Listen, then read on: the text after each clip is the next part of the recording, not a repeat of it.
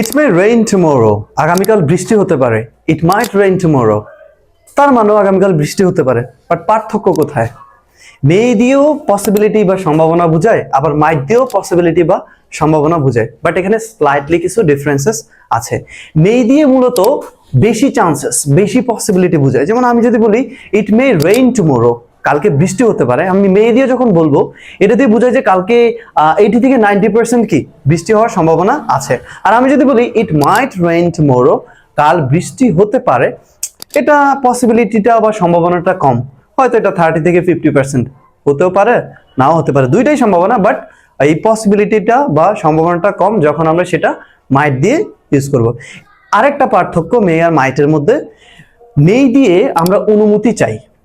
অনুমতি চাওয়ার ক্ষেত্রে আমরা মে ইউজ করি, যেমন may I come in, may I get in, may I go. আবার অনুমতি দিতেও আমরা মে ইউজ করি, যেমন you may go, you may come. But might দিয়ে আসলে অনুমতি দেওয়া হয় না বা অনুমতি বোঝানো হয় না। কিন্তু এটা না করলেও মাইট দিয়ে আরেকটা জিনিস করা হয়, সেটা হচ্ছে মে এর পাস্ট ফর্ম হিসেবে বা পাস্ট পসিবিলিটি, অতীতের কোনো সম্ভাবনা বোঝাতে মাইটটা ইউজ হয়। I hope you got it right. আশা করছি আপনারা সবাই বুঝতে পেরেছেন। মে দিয়ে বেশি পসিবিলিটি বা সম্ভাবনা বোঝায়, আর মাইট দিয়ে কম পসিবিলিটি বা সম্ভাবনা বোঝায়।